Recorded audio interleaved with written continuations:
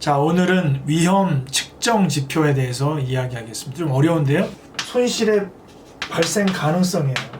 Possibility of loss. 경제적인 손실, 즉 돈이 있을 수 있고요. 그 다음에 정신적인 손실, 쇼크를 먹을 수도 있고요. 그 다음에 육체적인 손실. 투자 관점에서 이 리스크를 얘기를 많이 하죠. 투자를 했을 때 내 경제적인 손실을 입을 수 있는 가능성인 리스크를 측정할 수 있으면 리스크 대비해서 초과 수익이 날 수 있다, 덜 날 수 있다를 보고 판단할 수가 있겠죠. 리스크를 반영한 상태에서 1회 수익률이 날 수 있는 게 있고 2회 수익률이 날 수 있는 게 있다면 동일한 위험이라면 2회 수익이 날 수 있는 것을 선택할 수 있는 어떤 해안을 주는 것이기 때문에 이 리스크에 대한 것을 아는 게 필요하다. 이 리스크의 투자 관점에서 이 리스크는 두 가지가 있는데요. 이게 체계적인 위험이라고 해요. 체계적인 위험. 처음 들어볼 텐데 시스테메릭 리스크. 체계적인 위험은 어떠한 투자 자산을 포트폴리오에 많이 담아도 발생할 수밖에 없는 시장의 위험, 항상 존재하고 있는 위험을 시스테메릭 리스크, 즉 체계적인 위험이라고 해요. 이거는 어떠한 경우에도 발생할 수밖에 없는 시장의 위험이라고 그러고 분산 가능한 위험을 비체계적인 위험이라고 해요. 예를 들어 중국에 투자를 하면 지금처럼 코로나 바이러스가 오면 중국 주식이 많이 안 좋겠죠. 그래서 중국의 주식의 3분의 1, 미국의 주식의 3분의 1, 유럽 주식 3분의 1 이렇게 나누는 것을 분산 가능한 위험이다. 그래서 비체계적인 위험이라고 해요.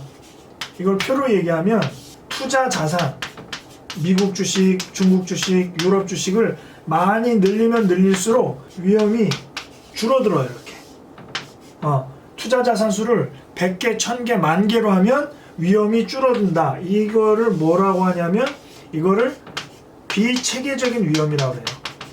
그런데 어떤 경우에도 투자 자산을 아무리 늘려도 이 위험은 항상 고정되어 있는 요 위험을 뭐라고 하냐면 체계적인 위험이라고 해요. 체계적인 위험.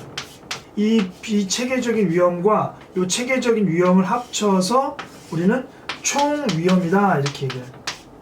그러면 총 위험을 측정하는 거는 우리가 이런 게 있죠. 예를 들어 우리나라 주식이 1990년에 코스피가 시작됐다고 치면 80년대 말에 시작했는데 주가 지수의 평균치가 이렇게 있다고 칠게요. 평균.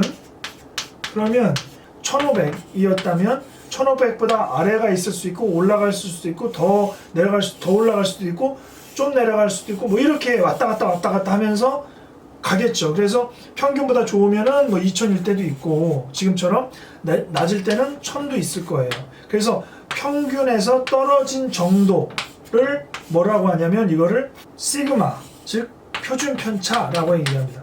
다시 한번 얘기하면 표준 편차라고 하는 것은 평균에서 멀어진 정도를 측정하는 거예요. 그러면 표준 편차가 크면 그만큼 평균보다 멀어지는 거기 때문에 더 위험한 거죠. 밑으로 내려가는 것도 크고 위로 올라가는 것도 크고. 그래서 이거를 하나의 그래프로 만든 게 이런 표가 나오죠. 이 리스크를 측정하는 거에는 세 가지가 있는데 리스크를 네이버 증권이나 모든 펀드를 보면 이 세 가지 지수가 나와요.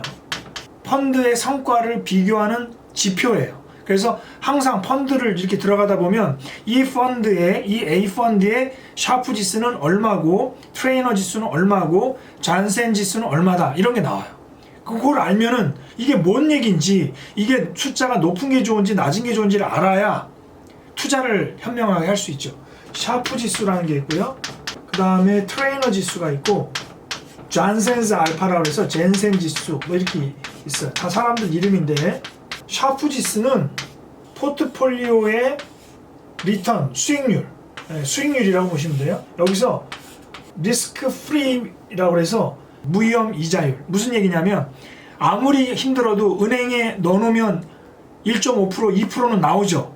이게 무위험 이자율이야. 무위험 이자율. 위험이 없는 이자율. 여기서 여기를 빼면은 어떻게 보면 진짜 수익률이 나오죠. 위험을 이겨낸 수익률이 나와. 어떤 위험이냐 이거를 시그마로 나눠요. 총 위험으로. 샤프 지수는 모든 위험을 감안을 했을 때 이 펀드의 수익률이 어떻게 되느냐 라는 거예요. 그러면 이건 높은 게 좋죠. 높으면 높을수록 좋은 거예요. 자, 트레이너 지수는 간단해요. 똑같이 포트폴리오의 리턴 수익률에서 포트폴리오의 무위험 위자율을 뺀 거는 똑같은데 총 위험이 아니라 베타로 나눈다고. 이게 뭐예요? 베타. 시장의 체계적인 위험. 그러니까 어떤 경우에도 존재하고 있는 체계적인 위험에 대비해서 이 펀드의 수익률이 어떠냐? 이런 거예요. 이 내용은 잘 모르겠지만 트레이너 지수가 높으면 높을수록 좋은 것이다 라는 게 이제 중요한 거고, 젠센 지수는 내 펀드, 내가 투자하고 있는 이 펀드의 실질 수익률에서 기대 수익률, 기대 수익률이란 건 뭐예요? 아직 1년, 2년, 3년이 지나지는 않았지만 이 펀드라면, 이 브릭스 펀드라면, 이 미국 펀드라면 한 5% 정도의 수익률이 나지 않을까? 이게 이제 기대 수익률이에요. 그런데 3년을 돌려보니 10%가 난 거야. 그럼 5%의 차이가 났죠. 이런 거를 젠센 지수라고 하는데, 이 실질 수익률과 기대 수익률의 차이가 누가 더 크냐, 이것도 큰 게 나오겠죠. 그래서 좀 약간 좀 복잡하고 어려울 수 있는데, 이 위험이라는 것이 시장에는 존재하죠. 네, 존재하는데 이 위험을 감안해서 샤프 지수와 트레이너 지수와 젠센스 알파 지수를 통해서 내가 가지고 있는 펀드의 수익률이 다른 것보다 좋으냐 나쁘냐를 평가할 때 사용하는 지표다 라고 이해하시면 될 것 같습니다. 오늘은 여기까지 할게요.